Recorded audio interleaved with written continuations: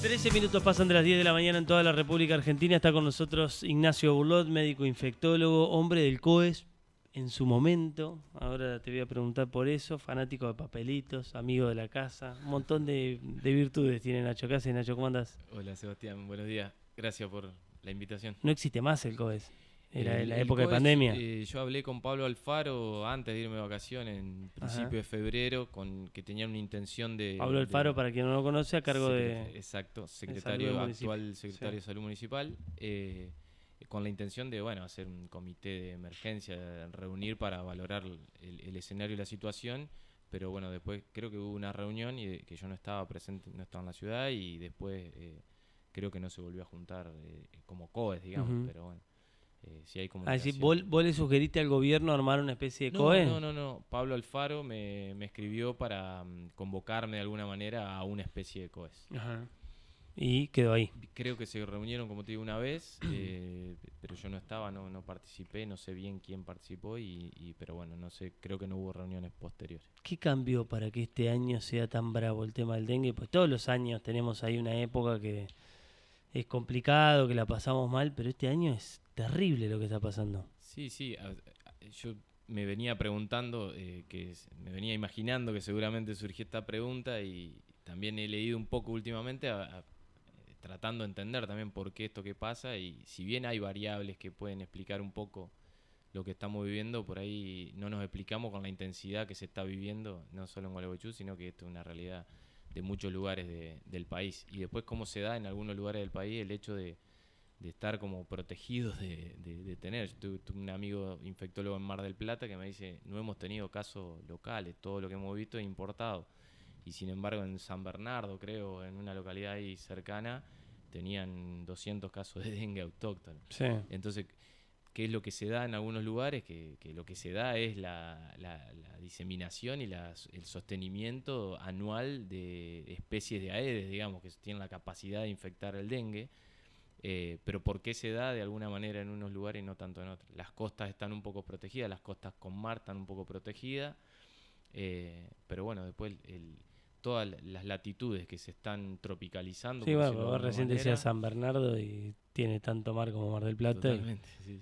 O sea, es medio impredecible Sí, también. se dan reservorios en lugares que están transitando tal vez una calidez o un clima Sí. mucho más tropical que el que tenían antes, y en temporadas de lluvia. Este fue un año muy lluvioso, eso hay que tenerlo muy presente. Distinto del anterior, fue un año que llovió mucho más, y bueno, la lluvia, el agua estancada y lo que la lluvia determina genera más condiciones para que haya más adultos de mosquito volando, digamos, y picando. Uh-huh. Y más adultos volando son más adultos poniendo huevos para nuevas generaciones de mosquitos, en ciclos que se van repitiendo si uno no corta con el ambiente apropiado donde ese huevo puede transformarse en larva y después en un mosquito adulto, que es un charco de agua básicamente. Sí. ¿Y qué están haciendo los gobiernos? ¿Vos qué ves?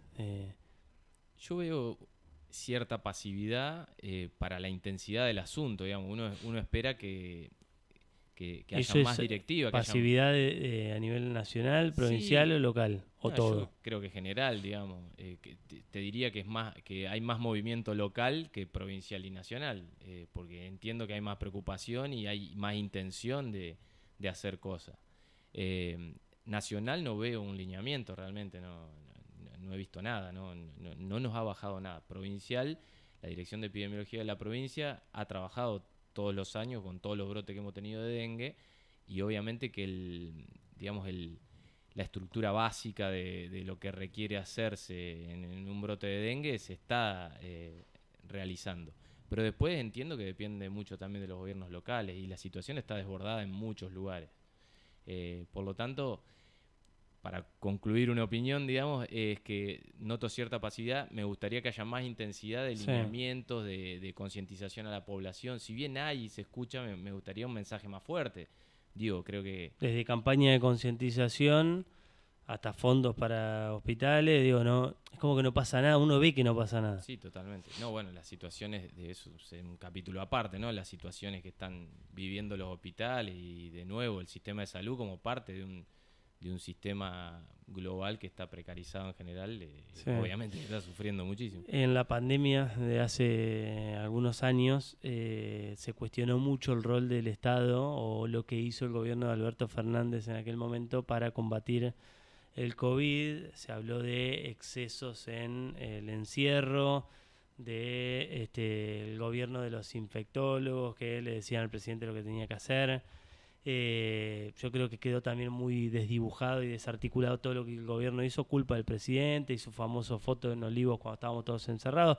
Le quitó credibilidad al gobierno, no a Alberto Fernández solamente, con todo lo otro que se venía haciendo, y se puso mucho en tela de juicio eso, si llegaban las vacunas, si no llegaban, si eran la rusa y no era la yanqui. ¿Cuán bueno fue el tratamiento en aquel momento y qué pasa hoy? Pues yo digo, hoy no se consiguen, o sea, con todo lo que uno puede cuestionar del gobierno anterior, digo, hoy no se consigue ni repelente en un problema como este. Digo, Sí, vos no. hablás de pasividad del gobierno. Si uno contrasta contra un mal gobierno como el de Alberto Fernández, ¿esto qué es? Y yo creo que uno puede pecar por omisión o pecar con una Deliberadamente. sí, o al revés, con una muy buena intención. Ah, Digamos, uno puede tener una muy buena está bien. intención de hacer una cosa y que finalmente no tenga los resultados que esperaba o que los resultados en la balanza terminan siendo más negativos que positivos, que en parte es lo que se critica y lo que se opina. Ujú. Y es muy opinable, digamos, porque ¿quién tiene el diario del lunes, digamos, del otro día de haber hecho otra cosa? No sabemos qué hubiese pasado. Creo que hubo acción, digamos. Después se puede criticar si las acciones fueron excesivas o no, si podría haber llegado vacuna antes de otra forma. Creo que nada, es contrafáctico plantear eso. Pero hubo acción.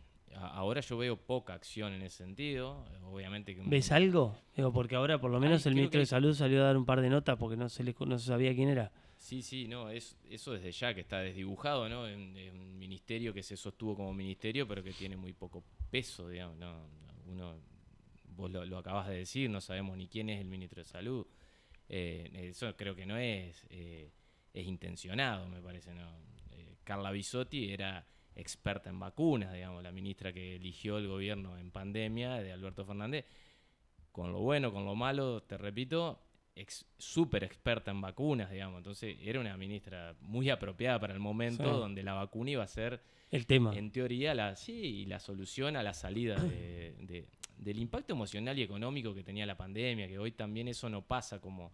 Digo, el impacto emocional y económico que tenemos hoy no está condicionado por el dengue, como era en su momento el COVID. Y hay mucho impacto emocional y económico actual, pero vinculado a la crisis que estamos viviendo. La crisis general, no solo económica. Entonces yo entiendo que se ve que hay falta de decisión, pero para dengue también el cuadernito, el librito está escrito de lo que hay que hacer. Distinto a lo que pasaba con COVID. Con COVID todo era nuevo. Las vacunas eran nuevas, las decisiones eran nuevas, no sabíamos cuánto tiempo contagiaba una persona al inicio. Sí, los Teníamos aislamientos eran de 35 14 días, después de 10, después de Tuvimos 7. 35 días encerrada una persona en el Hotel Embajador. Claramente que eso no estuvo bien. Ahora, Sí. ¿quién decía que es lo que estaba bien en ese momento con la desinformación y la falta de conocimiento que había? Bueno, eso con dengue no pasa. Con dengue el cuadrito está clarito. Sabemos perfecto qué es lo que hay que hacer, qué es lo que se tiene que hacer, cómo cuidar a la persona, cómo evitar que esa persona evolucione con un dengue grave, si es que se puede, o cuáles son por lo menos las pautas de alarma. Está archiconocido de países que tienen dengue todo el tiempo, ¿no? Venezuela, Colombia, Perú, Brasil. Bueno, son países donde la enfermedad es endémica y donde el problema es una realidad diferente a la que estamos viviendo hoy. Para nosotros hoy todo es más novedoso. Sí. No todo. ¿Esta es la peor epidemia de dengue que ha tenido la Argentina? Sí, claramente. Y Por de los ende, últimos Gualeguaychú años, también, vos lo ves acá. en Gualeguaychú el brote más grande que habíamos tenido, yo nunca me acuerdo del año exacto, creo que era 2019, o sea, prepandémico, justo prepandémico, habíamos tenido 100 y pico de casos autóctonos, que era un montón para nosotros, porque uno siempre entiende que hay algunos más, ¿no? Por ahí no notificados o que no acceden al sistema. Y hoy debemos, pero sobrevolar 20 veces eso, o más. La verdad que realmente empezás a no saberlo, porque yo puedo saber hoy cuánta gente consultó al hospital o cuántos diagnósticos se confirmaron, se hicieron en un laboratorio, pero son datos insuficientes para ¿Y poder tenés conocer el casos total. como en el COVID? ¿Te acordás que el COVID había gente que la dejaba de cama, la mataba, digamos, estaba ahí Sí. pasándola muy mal, y había otros que no le pasaba nada, no sentían nada? ¿Con el dengue pasa lo mismo? Sí, yo creo que es peor. El periodo sintomático del dengue es una enfermedad realmente demoledora para el paciente. Lo deja en la cama ¿Pero al a todos paciente. o hay alguno que no le pasa Todas nada? las enfermedades tienen un espectro de enfermedad donde uno puede tener un cuadro asintomático o puede tener un dengue grave que determine la muerte. En ese espectro lo que uno ve es que quien tiene un cuadro sintomático parece más demoledor. Yo Sí, tuve COVID, una angina suave, digamos. Hice 3 asados en mi casa en el periodo de... sí, de aislamiento. Con dengue no te puedes levantar de la cama y mucha gente sana, joven, que me ha tocado atender o que uno conoce, bueno, nada, que consulta así informalmente, amigos, conocidos, eh, ves que realmente es un golpe fuerte, la pasa muy mal la gente y lo que tenemos es poca alternativa terapéutica, poca oferta terapéutica, es paracetamol o nada. No se Solo puede tomar otra paracetamol cosa. y agua, no se puede tomar ¿Por otra qué no cosa. se puede tomar ibuprofeno, por ejemplo? El ibuprofeno y bueno, la familia del ibuprofeno, que son, se llaman AINES, son antiinflamatorios no esteroides, Sí.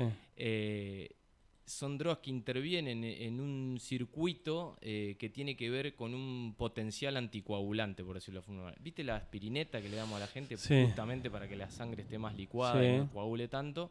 Bueno, el efecto es similar. Entonces, usar un anticoagulante en una enfermedad que de por sí produce permeabilidad de nuestros capilares, de nuestras arterias, el Puede agua ser se jodido. nos va y las plaquetas bajan, bueno, eso empeora la evolución. Entonces hay un principio ético de la medicina que es primum non nocere, primero no hacer daño, Sí.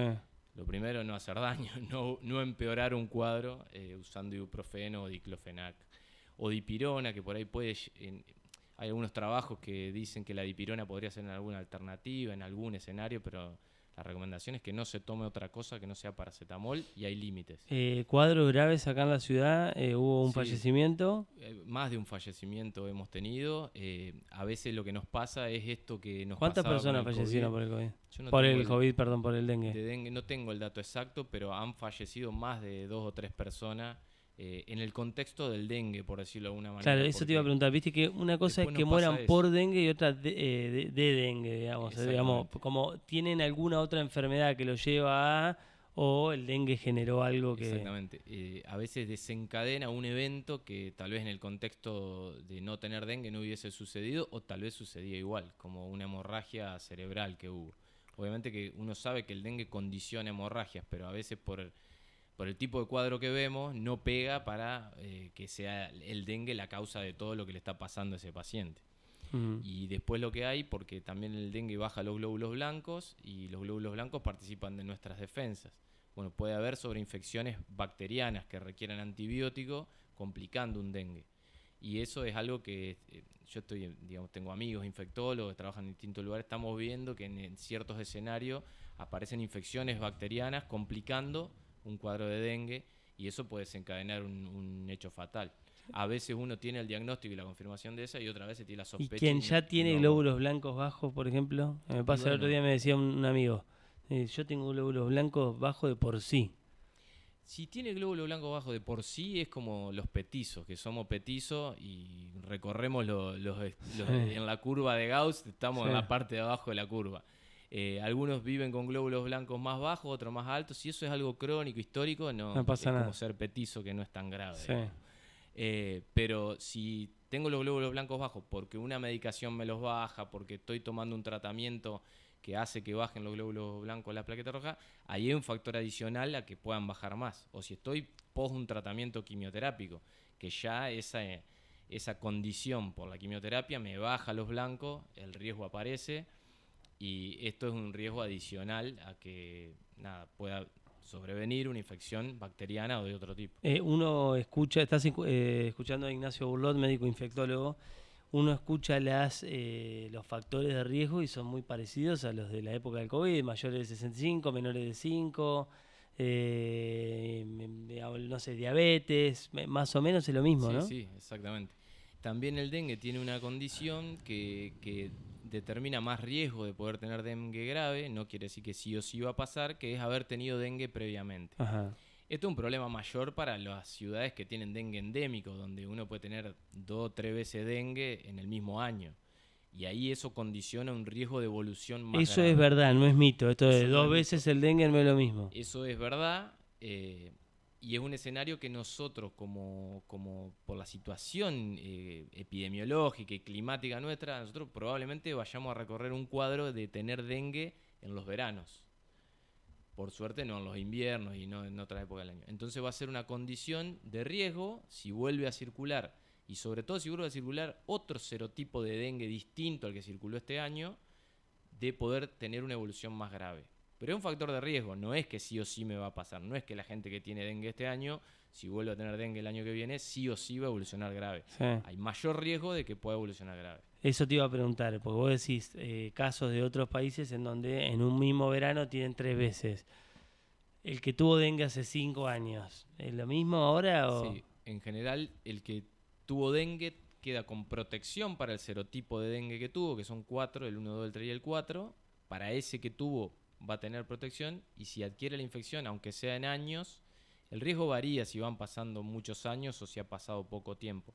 Es un riesgo que puede ir variando y que se puede ir desdibujando en el tiempo, digamos, ir reduciendo en el tiempo. Pero es un riesgo adicional, como digo, a eso. Y lo otro que es importante es que también por frecuencia el dengue es más una enfermedad de los adultos jóvenes. Ajá. Es más frecuente que tenga dengue un adulto joven que Sí. alguien en los extremos de la vida o con comorbilidades. Exactamente bien no se sabe, seguramente sea por mayor exposición a los mosquitos, o tal vez hay alguna otra variable como las mujeres, que las mujeres tienen más predisposición también a tener dengue. Y en ese escenario es donde vos empezás a jugar con la probabilidad. Si el riesgo de dengue grave es 1%, bueno, cada 100 casos de dengue puedo tener uno Uno grave. vas a tener. Bueno, recién me decía un colega tuyo esto, me dice, la mayoría de las personas que fallecieron son adultos jóvenes, pero vos Sí. hablás de porque hay más cantidad de Y contagiados. también adultos jóvenes con comorbilidades, Ajá. porque algunos de ellos tenían comorbilidades importantes. Pero bueno, ahí se conjuga todo, digamos, los riesgos adicionales de otras Sí. condiciones. Acá en Gualeguaychú hay gente que ha tenido dengue, si hemos tenido brotes de, dije, Sí, sí. 2019, Viste 100, que 100 casos. a vos te pasa que laburás en eso. Yo nunca había tenido a alguien tan cercano como ahora, que tengo un amigo que tuvo y la pasó mal. Sí, Es sí. como que lo sentí más cerca. Sí, también para nosotros es una enfermedad a importar, digamos, a traer de Brasil de las vacaciones, o de Paraguay de un viaje, o del Caribe de un viaje. Y ahora es una enfermedad de adquisición local, digamos. Entonces, bueno, esto creo que es lo que vamos a tener que, con lo que vamos a tener que convivir. Con Cambio climático. este hecho de ir teniendo brotes de dengue Sí. todos los años. Acá se trabajaba muy bien en dengue, se hacía un índice que se llamaba LIRA, o se llama LIRA, que es un índice de infestación de Aedes, de cuánto Aedes hay en algunas zonas de la ciudad. Y siempre daba intermedio alto, o en muchos sectores daba intermedio alto. O sea que sabíamos que teníamos una condición de riesgo, Sí. que era que convivíamos con altas poblaciones de Aedes. Yo no sé si se sigue haciendo y se hizo en los últimos años, la verdad no tengo esa información. ¿Eso quién lo hacía? El municipio. Ajá. El municipio lo hacía. Y es un dato que nada, Está bueno. tiene relevancia. Obvio que no es que veníamos de bajo y ahora tenemos alto. Siempre era intermedio alto. ¿Y por qué antes no se dio un brote como este? Sí. Y ahora sí. Yo creo que hay factores que exceden a la ¿Tiene ciudad. que ver el cambio climático? Seguro, en todas las Por enfermedades. esto que vos decías antes en el Caribe, en Brasil, digamos, en climas más tropicales y ahora... es Claro, algo que- el título en la infectología de estas enfermedades, como el COVID que emergió y como el dengue que viene de otros lugares o va y viene, es lo que llamamos enfermedades emergentes y reemergentes. Y como decía, de las emergentes no hay librito, hay que ir viendo dónde hay alguna novedad, asunto, o hay un conocimiento mayor de la enfermedad. Y de las reemergentes conocemos un poquito mejor el librito, sabemos cuál es el menú de posibilidades de cosas que pueden pasar y cosas que tenemos que hacer. Y bueno, COVID clasificado en las emergentes, dengue es de las reemergentes, como puede ser fiebre amarilla. Ojalá y nunca pase que volvamos a tener un brote de fiebre amarilla urbano en la Argentina, en cualquier ciudad de la Argentina. Porque fiebre amarilla estamos hablando de una enfermedad de 50% de mortalidad. Disminuyó un 10% la población de Buenos Aires en el brote de fiebre amarilla. Tremendo. En la década del 60, creo sí. que. ¿Y 30. cómo se arregló?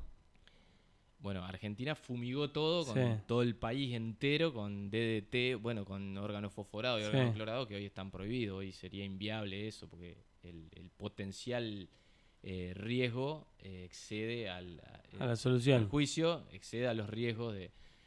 Pero bueno, eso fue una solución momentánea, porque después el país se repobló de nuevo de Aedes. Entonces son soluciones por ahí momentáneas Sí. y que hay que ver si el cuadro es lo suficientemente grave como para exponerse a tanto riesgo. Alguna de las dudas, yo te lo planteaba fuera de aire, pero charlémosla así escucha la gente. Es fundamental dar vuelta a los tarros, el agua al perro, el juguete del nene que quedó en el patio que junta agua. Las piletas, por ejemplo, que son lugares tan grandes, ¿funcionan como Todo, lugar? Sí. Toda agua estancada es un potencial reservorio de dengue, de mosquito de Aedes, digamos, ¿no? Después el mosquito de Aedes puede tener dengue o no, pero digamos, apropiadamente sería del mosquito Aedes. Agua estancada, una pileta que circula, que está cuidada que tiene No su pasa sistema de nada. filtrado, etcétera, no debería ser un problema, salvo algún sector de la pileta o el filtro o algún lugar donde El agua esté más quede quieta, agua claro. estancada. El mosquito necesita de días para transformarse de que el huevo es depositado hasta un mosquito adulto, entonces tiene que pasar un tiempo en días de que el agua esté estancada. Ahora, si esa condición se cumple, eso va a suceder, va a pasar. Yo me olvidé una pelopincho con agua y volví de las vacaciones y estaba plagado de larvas en el borde un año. Y lo digo porque le puede Sí. pasar a cualquiera, digamos. Entonces, cuando uno lo ve, llama más la atención ver la larvita en la esquina de la agüita de la pileta moviéndose. Es un hecho biológico que te Sí. indica que va a haber un adulto volando, picando. Entonces, cuando eso se pueda reproducir en la foto que uno saca de su patio, en los distintos lugares que uno sabe y va a ver que se va a acumular agua, uno tiene que dar algún tipo de intervención. Yo le saco una foto a mi patio y tengo un orden, digamos, y baja población de plantas y cosas Sí. que sé que lo voy a organizar rápido. Después hay otros patios con sin fin de macetas y lugares donde puede Sí, haber también te reservorios pasa de que por agua. ahí vos tenés todo prolijito y tapial de por medio están los pastizales altos. Eso se lo digo a todos mis pacientes, tratar de generar una organización vecinal del asunto, digamos, porque uno sabe que siempre en el barrio tiene el lugar donde no se limpia, o donde hay un descampado, o hay un terreno baldío que no se aborda.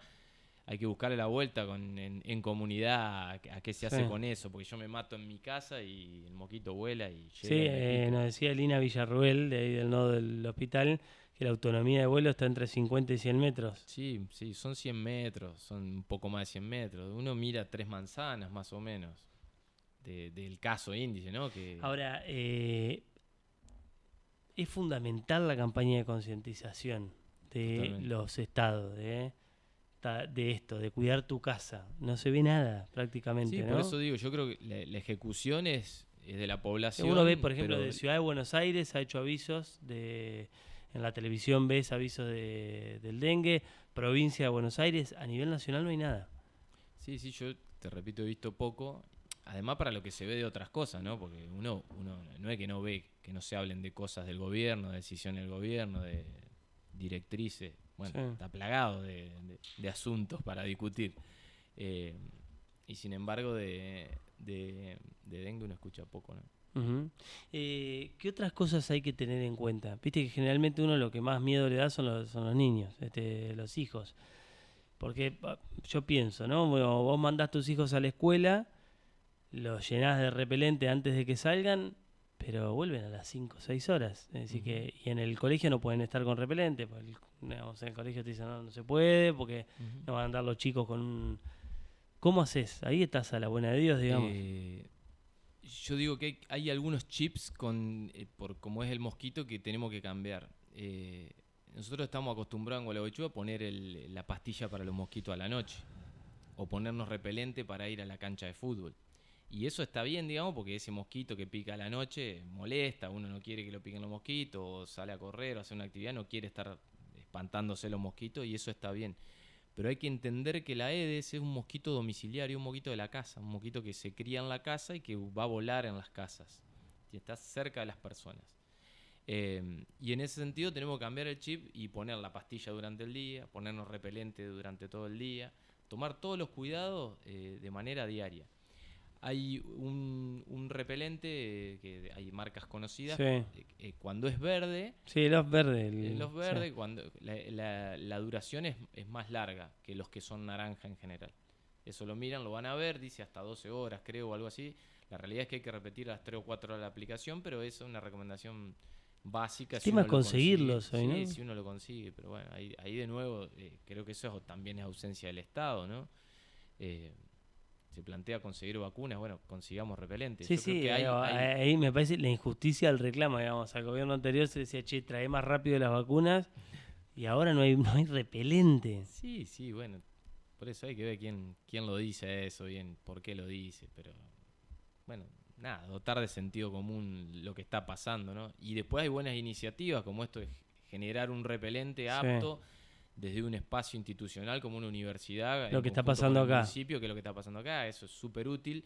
Lo que no sé es cuánto llega ese repelente a los lugares, eso no lo he podido ver. Estaría bueno tener una prueba incluso y poder usarlo, no, la verdad no lo he pedido, me parece que no lo he necesitado, pero sí me gustaría que se sepa más dónde está disponible, dónde uno puede acceder. Creo que hasta ahora no Sí, se sí. puede comprar, digamos. Me parece que es para uso... Sí, pero por eso digo que el Estado lo ponga donde tiene que estar, digamos, que Sí. en las campañas que se Sí, hagan. porque En además lo que te pasa es que lamentablemente, como todo, las enfermedades tienen más impacto en la gente de menor cantidad de recursos. Vos Totalmente. tenés que comprar, yo compré un off antes de este último quilombo, no quiero ni pensar lo que vale ahora, pagué 6.900 pesos, un tarrito. ¿10? ¿9, Marcos? Te aseguro que sale mucho más que eso hoy si lo Bueno, conseguís. yo ya lo pagué 6.900 pesos hace unos días y dije, che, qué estafa, 6.900 pesos. Hoy veía en la televisión la imagen de un huevo Kinder encintado con un off. Porque los comercios quieren liquidar los huevos que no vendieron el fin de semana, entonces querés comprar el off, cómprame el huevo. Es una locura. Sí, sí, Ahí también hay ausencia del Estado. Digo, sí, totalmente. que se permitan ese tipo de cosas. Pero bueno, por ahí una medida de cuidado más básica puede ser tratar de usar el verde para si uno no puede repetir la aplicación en el corto plazo. Y después, si permite, manga larga, pantalón largo, áreas menos área expuesta de la piel, menos posibilidad que te vea el mosquito que te atraviesan el pullover, digamos. Sí.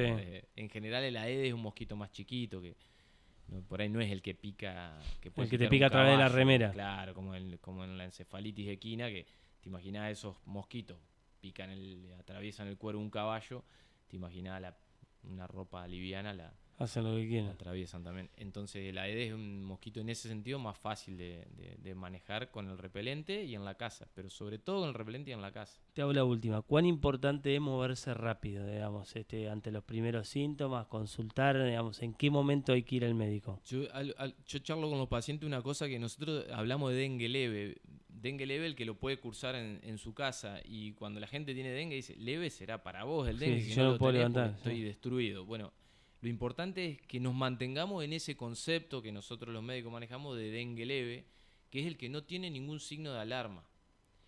Obviamente, como vos planteabas antes, si alguien ya tiene los glóbulos blancos bajos, las plaquetas bajas de antemano por algún otro motivo, es sumamente importante hacerse un hemograma, chequear eso.